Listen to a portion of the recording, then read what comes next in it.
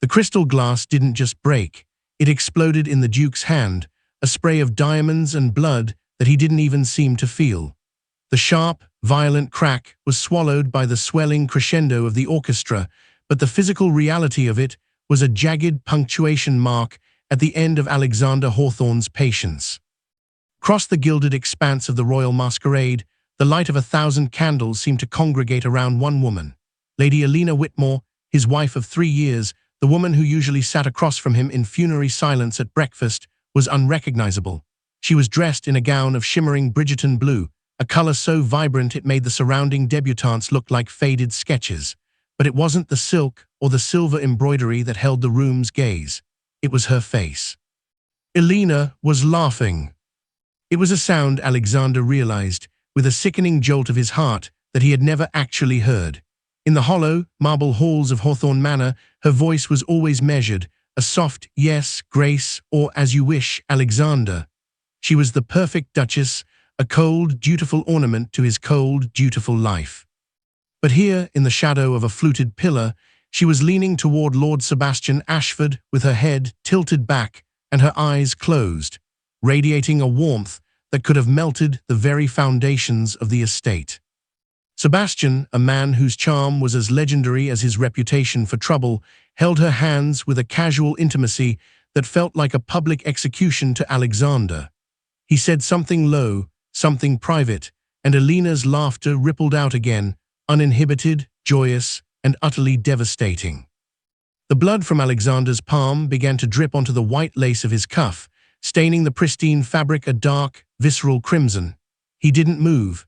He stood like a statue carved from shadow, his dark navy velvet coat absorbing the light as he watched the contract of silence he had built around his marriage shatter into 1,000,000 pieces. He had married her because the Hawthorne line required a woman of breeding and composure. He had kept her at a distance because he believed that a duke's strength lay in his stoicism, in the absence of messy, unpredictable emotions. For 3 years, he had treated her like a title to be owned rather than a person to be known. He had assumed she was as content with the silence as he was. He was wrong. As Sebastian leaned in closer, his gloved thumb grazing the back of Eleanor's hand, the air in Alexander's lungs turned to ice. It wasn't just jealousy that surged through him. It was a terrifying, belated realization. He had spent 3 years guarding his heart against her, only to realize tonight that while he was busy protecting his pride, he had left the doors to his life wide open for someone else to walk in and steal the only thing that mattered. Eleanor opened her eyes, her gaze bright and wet with the traces of her mirth, and for a fleeting second, she looked toward the shadows where her husband stood. Her smile didn't falter, but the light in her eyes changed. It was no longer the look of a dutiful wife seeking approval. It was the look of a woman who had finally found the sun after a 3-year winter. Alexander let the shards of the broken glass fall from his hand, the crystal clattering unnoticed on the floor. He didn't wipe the blood. He simply began to move, his stride long and predatory, cutting through the sea of silk and perfume. The Duke of Hawthorne had spent his life adhering to the rules of duty, but as he watched another man's shadow fall over his wife, he realized that duty was a lie. Tonight the silence was over. Tonight he wouldn't look away. The transition from the vibrant heat of the ballroom back to the memory of Hawthorne Manor felt like stepping into a tomb. For 3 years, that house had not been a home, but a sprawling monument to the word duty. If their marriage was a contract, the house was the vault where it was kept, cold, silent, and impenetrable. In the beginning, Eleanor had entered the marriage with a heart full of girlish hope, despite the transactional nature of the union. She had seen the Duke from afar, a man of striking, dark intensity who carried the weight of his ancient name like a suit of armor. She had imagined that behind the heavy oak doors of his estate, she might be the one to find the man beneath the title. But the rules of the Hawthorne household were established before she even unpacked her trunks. The first rule was the silence. Alexander Hawthorne did not believe in the frivolity of chatter.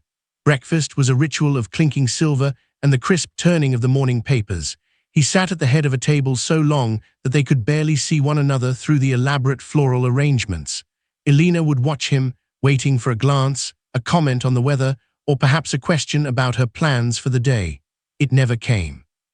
He would finish his tea, offer a sharp, efficient nod of his head, and disappear into his study for the remainder of the day. The second rule was the invisibility. As the Duchess, Eleanor was expected to be a paragon of grace, a silent shadow that managed the staff and appeared at his side during official functions. She was a piece of the architecture. He never complimented her gowns, never commented on the way she revived the dying gardens, and never noticed when she sat in the library late at night, staring at the embers in the fireplace and wondering if she had simply ceased to exist in the eyes of the world. To the outside world, they were the golden couple of the ton, powerful, wealthy, and perfectly composed. But inside the manor, the air was perpetually thin. Eleanor had learned to stifle her laughter, to mute her opinions, and to walk with a measured tread that didn't disturb the oppressive stillness. She had become a ghost duchess, haunting the halls of a life she was supposed to be leading. She remembered one evening, a year into their marriage, when she had tried to break the ice. She had stayed up late, waiting for him in the drawing room with a book of poetry she thought he might like. When he finally entered, smelling of rain and expensive tobacco, she had stood up, her heart hammering against her ribs. Alexander, she had whispered, the name feeling foreign on her tongue because she so rarely had permission to use it. I thought we might talk. I found this passage by Keats, and it reminded me of. He hadn't even stopped walking. He didn't look at the book, and he certainly didn't look at her. It is late, Eleanor. The staff has already retired, and I have a mountain of correspondence regarding the northern coal mines. Go to bed. The rejection hadn't been cruel in its delivery. It was worse. It was indifferent.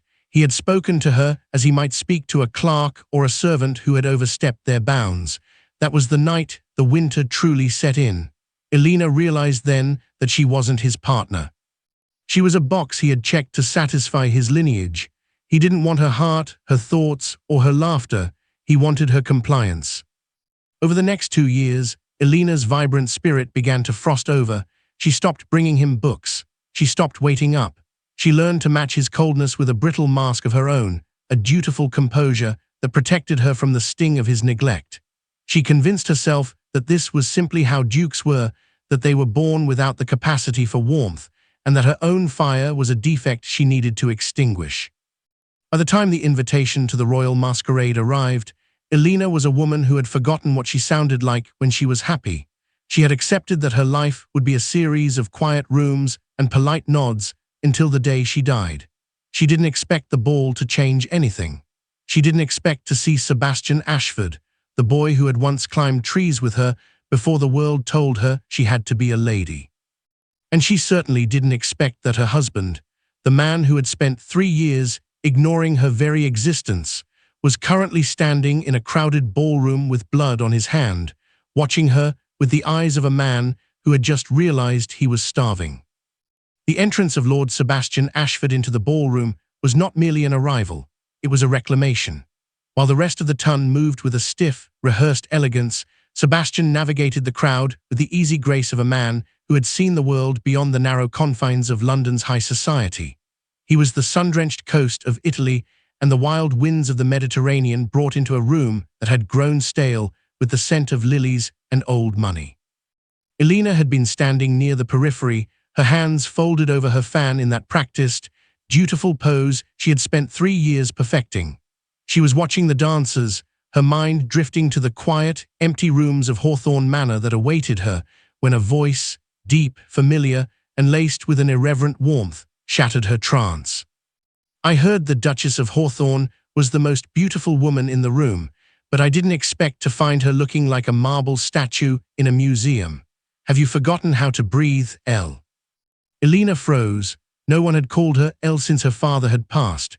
She turned, her breath catching, to find Sebastian standing there. He didn't offer a stiff bow or a formal greeting. He simply smiled, his eyes crinkling in a way that spoke of shared childhood secrets and summer afternoons spent in the orchards of their youth. In an instant, the 3 years of the winter seemed to crack. Sebastian didn't see the Duchess. He saw the girl who used to outrun him to the lake. He stepped into her personal space, defying the invisible boundaries of her rank, and took her hand. His touch wasn't the cold, gloved contact she was used to from Alexander. It was firm, grounding, and pulsing with a life she had forgotten existed. "Sebastian," she breathed, her voice trembling with the sudden influx of color into her grey world. "You were supposed to be in Vienna." "Vienna was charming, but it lacked a certain spark," he replied, his gaze intensifying as he took in the delicate silver embroidery of her gown. "And I see I was right to return. You look exquisite, Elena, but you look quiet, too quiet." As they began to talk, the heavy, suffocating weight of the Hawthorne name felt lighter. Sebastian spoke of his travels, of the music in the streets of Naples and the light in the Alps, but more importantly, he asked her questions. He wanted to know what she thought of the new poets, if she still painted in the mornings, and if she ever missed the wildness of the countryside. He looked at her as if she were the only person in the crowded ballroom, and for the first time in 1,000 days, Elena felt the frost around her heart begin to thaw. She found herself responding, at first in hushed tones, and then with a growing animation. She spoke of her gardens, the only place where she felt she could breathe, and Sebastian listened with an intentness that was almost intoxicating. He laughed at her wit, a sharp, quick humor she had suppressed for so long she feared it had died. "There she is," Sebastian whispered, leaning closer, his eyes dancing. "I knew the girl I knew was still in there, hiding behind those Hawthorne diamonds." It was that comment, that acknowledgement of her true self, that drew the laughter out of her. It started as a small, surprised sound and then grew into the radiant, uninhibited joy that now filled the room. She felt alive, vibrant, and visible. But as she laughed, leaning into Sebastian's warmth, she was blissfully unaware of the storm brewing just yards away. She didn't see her husband, Duke Alexander, standing in the shadows with a shattering glass in his hand. She didn't know that, for the first time in their marriage, the man who had ignored her presence was now so acutely aware of it that it was causing him physical pain. To Elena, Sebastian was a lifeline, a reminder of the woman she used to be. But to the Duke, Sebastian Ashford was a predator who had just walked into his meticulously ordered life and set fire to the only thing Alexander had never realized he couldn't live without. The color had returned to Elena's world, but it had come with a price, the awakening of a sleeping giant. The days leading up to the Royal Masquerade were usually a blur of grey anxiety and suffocating protocol, but this time, something within Elena had shifted. The return of Sebastian Ashford had been the first crack in the ice, a reminder that she was a creature of blood and bone, not just silk and title. As the Hawthorne household hummed with the frantic preparations for the season's most prestigious event, Elena found herself standing before her massive mahogany wardrobe, refusing the drab, appropriate tones the Duke's housekeeper had laid out for her. For 3 years, she had dressed to disappear. She had worn muted champagnes, pale creams, and morning greys, colors that complemented Alexander's somber dignity and ensured she never drew a wandering eye. She had been the perfect background to his powerful foreground. But as she ran her fingers over the fabrics, her gaze landed on a bolt of silk she had purchased in a moment of secret rebellion months ago. It was a vibrant, unapologetic shade of Bridgerton Blue, a color that pulsed with the energy of a clear spring sky. "This one," Elena said, her voice firmer than usual.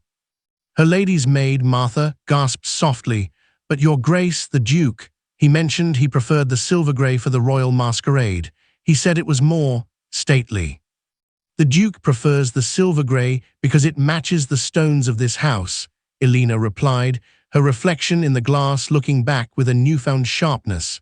"Tonight, I do not wish to be a stone, I wish to be a woman." The transformation took hours. As Martha stitched the delicate silver embroidery into the bodice and draped the teardrop pendant around Elena's neck, the atmosphere in the room felt electric. When the diamond tiara was finally settled into her dark tresses, Elena didn't see the ghost duchess staring back. She saw a woman who was reclaiming her own narrative. She looked luminous, her skin glowing against the rich blue fabric, her eyes bright with the terrifying thrill of defiance. Downstairs, the carriage waited in the cold night air. Alexander stood in the foyer, the very image of ducal perfection in his dark navy velvet coat and gold brocade waistcoat. He was checking his pocket watch, his face a mask of practiced impatience. He heard the rustle of silk on the stairs and began to speak before he turned. "We are 3 minutes behind schedule, Elena. I trust you haven't." The sentence died in his throat. Alexander turned, and for the first time in 3 years, the Duke of Hawthorne forgot how to breathe. He watched her descend, the vibrant blue of her gown catching the light of the chandeliers, making her seem to float toward him like a vision from a dream he had long ago suppressed. The jewelry he had given her as a matter of status finally looked as though it belonged on her, highlighting the curve of her neck and the flush in her cheeks. For a heartbeat, the mask of the stoic Duke slipped. His eyes darkened, roaming over her with an intensity that made Eleanor's pulse skip. He saw the rebellion in her choice of color. He saw the way she held her head high, no longer looking at the floor as she approached him. "You are not in the grey," he said, his voice lower, rougher than she had ever heard it. "I found the grey to be quite cold, Alexander," she said, stopping just a step away from him. The scent of her perfume, something floral and daring, drifted up to him. "I thought it was time for a change. Do you find it acceptable?" Alexander's hand twitched at his side, his fingers aching to reach out and touch the silk, to see if she was as warm as she looked. But the rules of his own making held him fast. He swallowed hard, his jaw tightening as he regained his composure. "It is striking," he managed to say, though the word felt inadequate. "People will notice you." "That," Eleanor whispered as she walked past him toward the door, "is entirely the point." As they stepped into the carriage, the silence between them was no longer the heavy, dead weight of indifference. It was a taut, vibrating wire. Alexander sat across from her, his gaze fixed on the window, yet he was acutely aware of every movement of her blue skirts, every breath she took. He had spent years ensuring she stayed in the shadows, believing it was the only way to keep his world stable. He didn't know that by forcing her into the light, he had just invited the world to fall in love with her, and that tonight, the Royal Masquerade would become the stage for his own undoing. The carriage rattled toward the palace, carrying a duke who was beginning to feel the first stings of a fire he couldn't control, and a duchess who was finally ready to burn. The moment they crossed the threshold of the palace ballroom, the stately distance Alexander had tried to maintain began to evaporate. The Royal Masquerade was a sea of shimmering silk and hidden faces, but Eleanor in her defiant blue was a beacon that could not be ignored. For the first hour, Alexander remained at her elbow, his presence a dark, looming warning to any man who thought to approach the Duchess. He was the wall between her and the world, just as he had always been. But the wall crumbled when Lord Sebastian Ashford stepped out of the crowd. "I believe the next dance is a waltz, and if I remember correctly, Eleanor, you once promised me a dance when I returned from the continent," Sebastian said, his voice cutting through the polite murmur of the ton. He didn't look at Alexander. His eyes were fixed entirely on the woman who had spent 3 years in the shadows. Alexander's jaw tightened, his hand instinctively moving to the small of Eleanor's back. "The Duchess is perfectly capable of speaking for herself, Alexander," Eleanor interrupted, her voice soft but carrying a new, terrifying edge of independence. She turned to Sebastian, a genuine, soft light entering her eyes. "I did promise that, didn't I?" As she took Sebastian's hand and moved toward the dance floor, Alexander was left standing alone. He watched them from the edge of the floor, his arms crossed over his chest, his gaze like flint. He told himself it was merely a matter of propriety. He told himself he was annoyed by Sebastian's lack of decorum. But as the music swelled and the dancers began to whirl, a sensation he had never experienced began to claw at his throat. It was the sight of her face. Sebastian was leaning in, whispering something into Eleanor's ear that made her cheeks flush. And then it happened. Sebastian spun her around, his hand firm on her waist, and said something that broke through her mask of ducal composure. Eleanor laughed. It wasn't the polite, muffled titter she used at dinner parties.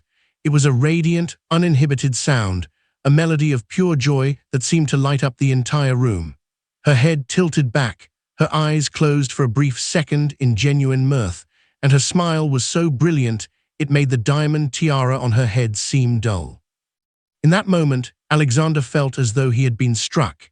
He realized with a sickening, hollow thud in his chest that he had lived with this woman for over 1,000 days, and he had never, not once, been the cause of that sound. He had given her diamonds, an ancient name, and a sprawling estate, but he had never given her a reason to smile like that. Sebastian pulled her closer, their movements fluid and effortless, as if they were two halves of a whole. The intimacy between them wasn't just physical, it was an ease of spirit that Alexander had never bothered to cultivate with his own wife. He watched as Sebastian's gloved hand tightened slightly on her waist, and the threat finally became a physical reality. Alexander's hand, resting on the back of a nearby velvet chair, gripped the wood so hard it creaked. He wasn't just a duke watching a social faux pas. He was a man watching his most precious possession realize she didn't need him. He saw the way the other men in the room were looking at her, not as a symbol of the Hawthorne title, but as a woman of breathtaking warmth and beauty. For 3 years, he had kept her in a gilded cage of silence, believing that as long as she was his by law, she was his in truth. But as the music reached its peak and Eleanor's laughter echoed again, Alexander realized that a cage, no matter how golden, could not hold a heart that had finally found the sun. The glass in his world hadn't shattered yet, but the cracks were spreading fast. And the man who prided himself on absolute control was beginning to feel the terrifying heat of a fire he had ignored for far too long. Alexander stood at the edge of the ballroom, his silhouette a jagged tear in the fabric of the glittering crowd. He felt the phantom heat of the brandy on his hand, the sticky, metallic copper of his own blood, but it was nothing compared to the slow-burning acid currently eating through his chest. He was a Hawthorne. For generations, the men of his line had been defined by what they could endure without flinching. His father had taught him that a duke's heart was a fortress, its gates were never to be opened, and its walls were to be built of cold, unyielding duty. He had lived by that creed for 30 years. He had married Eleanor because she was a quiet, steady presence who didn't demand the messy, complicated depths of his soul. He had thought he was being kind by leaving her alone in the silence, giving her a life of luxury and security in exchange for her invisibility. But as he watched her waltz with Sebastian Ashford, Alexander realized that his fortress was built on sand. Every time Eleanor's laughter reached him, it felt like a physical blow, a crack in the stone mask he had worn since his wedding day. He watched the way her hand rested on Sebastian's shoulder, light, trusting, and vibrant. It was a touch he had never invited. He had kept his own hands clasped behind his back or occupied with ledgers, terrified that if he ever truly touched her, the duty of their marriage would dissolve into something he couldn't control. Why is she smiling for him? The thought was a jagged shard in his mind. I gave her the Hawthorne diamonds. I gave her the protection of my name. I gave her everything a woman of her station could desire. But the look on Eleanor's face told a different story. She didn't look like a woman who desired diamonds. She looked like a woman who had been starving for air and had finally found it in the arms of a man who wasn't her husband. Jealousy was a word Alexander had always associated with the weak, with men who lacked the discipline to govern their own minds. Yet here it was, a primal, predatory thing, coiling in his gut and demanding he cross the floor to tear her away. He wanted to grab Sebastian by the throat and remind him that Eleanor was his by law, by blood, and by God. But a deeper, more terrifying agony followed the jealousy, the realization of his own failure. He saw now that the 3-year winter hadn't just been his choice, it had been her prison. He had looked at her every day and seen a duchess, never once bothered to see the woman. He had mistaken her quiet for contentment, her compliance for peace. He had been so focused on being a duke that he had forgotten how to be a man. Sebastian leaned in again, his lips dangerously close to the shell of Eleanor's ear. Alexander's vision blurred with a sudden, violent heat. His fingers curled into a fist, the jagged edges of his remaining pride cutting into his palm. He wanted to roar, to break every window in the ballroom, to silence the music that seemed to celebrate his own replacement. He had spent 3 years pretending he didn't need her. He had convinced himself that she was a pleasant necessity, a requirement for his lineage. But as the Duke watched his wife glow with a light he had never kindled, the truth finally broke through the stone. He didn't just need her, he was desperately, hopelessly in love with her. And he was terrified that while he was busy playing the part of the stoic Duke, he had already lost the only thing that made the title worth holding. The mask didn't just have cracks, it was falling away, revealing a man who was no longer governed by duty, but by a desperate, shattering need to be the one who made her laugh. The music shifted, the sweeping strings of the waltz giving way to a more intimate, haunting melody that seemed to pull the air from the room. On the dance floor, Eleanor and Sebastian were a blur of blue and shadow, their movements so synchronized they seemed to share a single heartbeat. Sebastian's hand remained possessively firm on her waist, and the way he leaned in, his lips inches from her hair, sent a fresh wave of white-hot agony through Alexander's veins. The Duke didn't wait for the set to end. He didn't wait for a polite lull in the conversation. He began to move, his presence clearing a path through the onlookers like a dark blade. The whispers followed him, the sharp intake of breath from the dowagers, the confused murmurs of the men, but Alexander heard nothing but the roar of his own blood. He reached them just as Sebastian spun Eleanor in a wide, elegant circle. Alexander stepped directly into their path, forcing them to a jarring halt. "Hawthorne," Sebastian said, his voice smooth, but his eyes narrowing as he tightened his hold on Eleanor. "I believe we were in the middle of a set." "The set is over," Alexander replied, his voice a low, dangerous rumble that vibrated with the restraint of a man on the edge of a precipice. He didn't look at Sebastian. His eyes were locked on Eleanor, taking in her flushed cheeks, her parted lips, and the way her chest rose and fell with the exertion of the dance, a dance he had never shared with her. He stepped forward, closing the gap until he was breathing the same air as his wife. "May I have this dance, Duchess?" It wasn't a request, it was a reclamation. Eleanor's eyes searched his, looking for the cold, indifferent Duke she had lived with for 3 years, but he was nowhere to be found. In his place was a man whose gaze was burning with a raw, primal intensity that made her knees feel weak. She saw the tension in his jaw, the slight tremble in his gloved hands, and the dark, wounded pride in the depths of his pupils. "Alexander," she whispered, her voice caught between shock and a burgeoning hope she was terrified to name. Sebastian let out a short, sharp laugh. "Surely, Duke, you can wait 5 minutes for the next melody. It's poor form to interrupt." "I care nothing for form tonight, Ashford," Alexander snapped, finally cutting his gaze to the other man.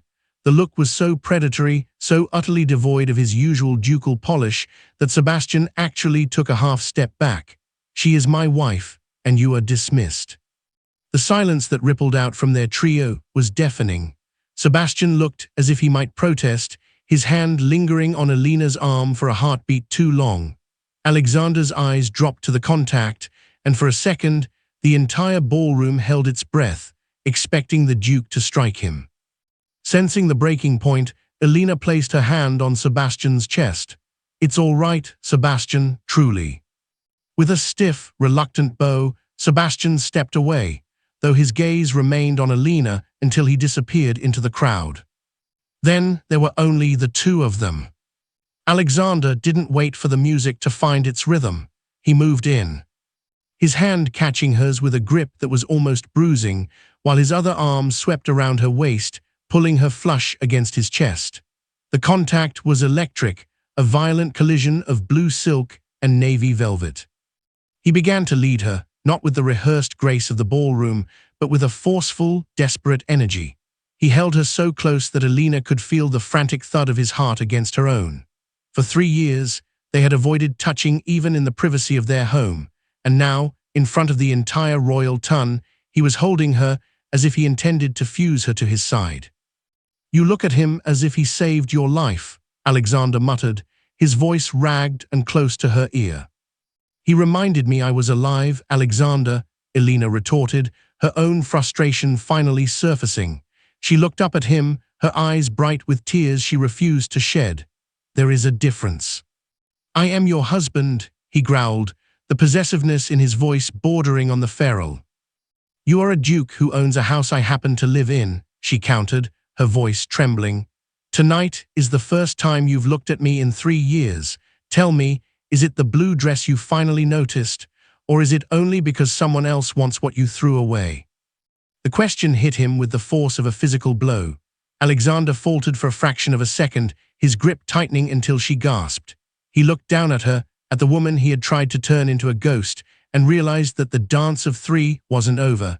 Sebastian was still in the room, the world was still watching, but the real battle was happening in the inches between their beating hearts. The tension was a physical weight, a wire pulled so taut it was beginning to snap. Alexander didn't have the words to answer her yet. He was too busy trying not to let the roar of his jealousy consume him. But as he whirled her across the floor, he knew one thing with terrifying certainty. He was never letting her go back to the silence. The music was still playing when Eleanor broke. The suffocating weight of the ballroom, the burning intensity of Alexander's grip, and the razor-sharp whispers of the onlookers became a cacophony she could no longer endure. As the waltz reached its frantic peak, she wrenched her hand from his and turned, her blue skirts snapping like a flag in the wind as she fled toward the terrace. The night air hit her like a bucket of ice water, shocking the breath back into her lungs. She hurried down the stone steps of the palace gardens, her heels clicking rhythmically against the gravel. She needed the dark. She needed the silence of the yew hedges and the sleeping roses, the only things that didn't demand she be a perfect, hollow duchess. "Eleanor, stop." The voice was a whip crack in the stillness. She didn't stop. She moved faster, her heart hammering against her ribs until she reached the center of the hedge maze, where a fountain wept softly into a stone basin. She gripped the cold rim of the fountain, her head bowed, gasping for air that tasted of damp earth and jasmine. A heavy footfall sounded behind her. Alexander didn't approach with his usual measured grace. He moved with the frantic energy of a man who had finally lost the scent. He rounded the corner of the hedge, his chest heaving, his dark hair disheveled by the wind. In the moonlight, the blood on his white cuff looked like a black stain. "Run all you like," he growled, his voice raw and stripped of all ducal pretense. "You cannot run from the fact that you are my wife." Eleanor whirled around, her eyes flashing with a fire that eclipsed the diamonds in her hair. "Your wife? Is that what I am tonight?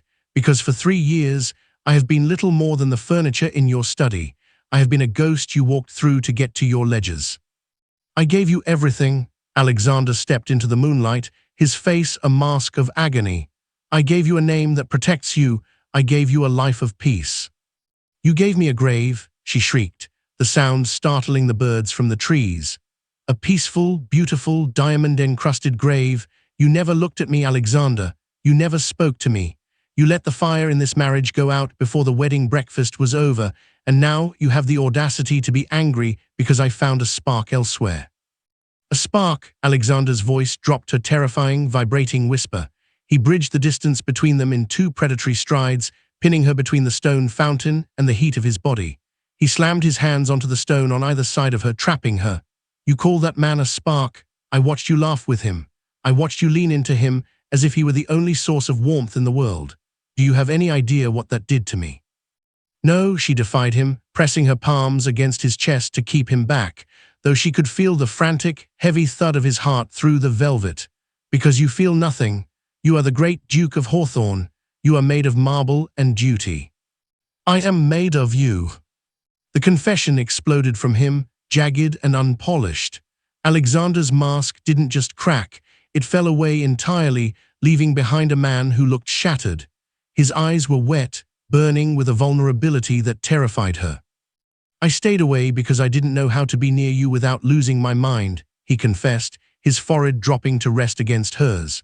"I thought if I kept the silence, I could keep my control. I thought if I didn't look at you, I wouldn't have to face the fact that I am utterly, pathetically at your mercy. But tonight, when I saw you smile at him, when I heard that sound you've never made for me." He let out a broken, self-deprecating laugh. "I didn't just break the glass, Eleanor. I felt my entire world splinter. I am not marble. I am a man who is dying of thirst while standing in the rain, and I am terrified that it is too late to ask you for a drink." Eleanor's breath hitched. The anger that had sustained her for 3 years began to dissolve, replaced by a devastating realization. They had both been living in a prison of their own making, he out of fear, and she out of resignation. She reached up, her fingers trembling as she finally touched his face, tracing the sharp line of his jaw. "You should have said something, Alexander. You should have looked at me." "I'm looking now," he whispered, his hands moving from the stone to her waist, pulling her flush against him with a desperation that spoke of years of starved affection. "I am looking at you, and I am never going to stop." Under the cold light of the moon, the duty that had defined them was buried. There was no duke, no duchess, and no rival, only two people finding their voices in the middle of a winter that was finally, violently, beginning to end. The silence that followed Alexander's confession was not the cold, hollow void of Hawthorne Manor. It was heavy, thick with the weight of 3 years' worth of unsaid things. The fountain continued to weep in the moonlight, its rhythmic splashing the only sound in the garden as they stood suspended in the wreckage of their own making. Alexander's hands remained at Eleanor's waist, his grip no longer demanding but desperate, as if he feared that letting go would cause her to evaporate into the night mist. He looked down at her, and for the first time, Eleanor saw the exhaustion etched into the lines around his eyes. This was the price of his silence, a soul worn thin by the constant, agonizing effort of pretending he didn't care. "I thought I was protecting you," he said, his voice a low rasp that broke the stillness. "I saw how young you were when we married, how full of life. I thought if I touched you, if I let myself truly see you, I would consume you. My father always said that a duke must be a pillar of granite, or he would be crushed by the weight of the name. I didn't want to crush you, Eleanor, so I stayed in the shadows, believing that my distance was a kindness." Eleanor felt a sharp, stinging ache in her chest. She reached up, her thumb brushing a stray lock of dark hair from his forehead. "A kindness? Alexander, every time you walked past me without a word, it felt like a door closing. I thought you found me dull. I thought you regretted the contract the moment you signed it. I spent 3 years trying to shrink myself so I wouldn't offend you with my presence." "Dull?" Alexander let out a hollow, pained sound that might have been a laugh. "I spent my nights in that study staring at the wall because I couldn't trust myself to be in the same room as you. I knew the scent of your perfume by heart. I knew the exact sound of your step on the stairs. I stayed away because I was terrified that if I spoke, I wouldn't be able to stop myself from telling you that I've been drowning since the day we met." The realization hit Eleanor with the force of a physical blow. They had been two people starving at the same feast, each waiting for the other to take the first bite. His stoicism hadn't been a sign of dislike, but a fortress built out of a misguided sense of duty, and her resignation hadn't been peace, but a slow-fatting embers of a fire he was too afraid to stoke. "We have been so foolish," she whispered, her forehead leaning back against his. "I have been the fool," he corrected, his voice thick with regret. "I watched you look at Ashford, and I realized that while I was busy being a pillar of granite, I had left you out in the cold. I saw the way you smiled for him, and I finally understood that duty is a hollow god, Eleanor. It doesn't keep you warm at night. It doesn't make your heart beat." He pulled back slightly, his gaze searching hers with a raw, pleading intensity. "I cannot give you back the 3 years I stole with my silence. I cannot undo the winter. But I am standing here now, without the mask, asking you to teach me how to be the man you deserve. Not the Duke, just Alexander." Eleanor looked at him, really looked at him, beyond the title and the navy velvet and the shattered glass. She saw a man who was finally ready to be seen. The anger that had fueled her flight into the gardens had transformed into a profound, aching empathy. They were both scarred by the expectations of their world, but the wounds were finally open to the air where they could begin to heal. "The price of our silence was almost everything we had," Eleanor said, her voice growing stronger as she stepped closer, closing the final inch of space between them. "But the silence is over now, Alexander. You don't have to be a pillar for me, you just have to be here." He didn't answer with words. He leaned down, his mouth finding hers in a kiss that was 3 years overdue, a desperate, surging collision that tasted of salt, moonlight, and the end of a long, lonely winter. It wasn't the kiss of a duke and his duchess. It was the beginning of a conversation that would last a lifetime. The heavy, oppressive silence that had defined Hawthorne Manor for 3 years did not lift all at once. Rather, it melted away like the stubborn remnants of a long, brutal winter. In the months following the Royal Masquerade, the manor underwent a transformation that had nothing to do with the fresh paint or the vibrant silks Eleanor had chosen for the drawing room windows. The change was in the air itself, a newfound lightness that traveled through the halls like a warm breeze. The morning ritual was the first rule to fall. No longer did Alexander sit at the far end of the long mahogany table, buried behind the fortress of his morning papers. The papers were now cast aside, forgotten in favor of the woman sitting mere inches away from him. "You're staring again, Alexander," Eleanor said one morning, her voice bright with a teasing lilt that would have been unthinkable a few months prior. She was pouring tea, the sunlight catching the soft blue of her morning gown, a color she now wore as a badge of her reclaimed spirit. Alexander didn't look away. He didn't offer a stiff nod or a polite, distant greeting. Instead, he reached out and took her hand, his thumb tracing the delicate line of her knuckles with a familiarity that still made Eleanor's heart skip. "I'm merely making up for lost time," he replied, his voice low and devoid of the ironclad authority that used to define it. "I spent 3 years looking at the walls when I should have been looking at you. I find the view much improved." But the true victory was not just in his words, it was in his face. Alexander Hawthorne, the man of marble and granite, was learning the forgotten art of the smile. It started as a subtle softening of his eyes, a relaxation of the rigid jaw that had been his only armor for a decade.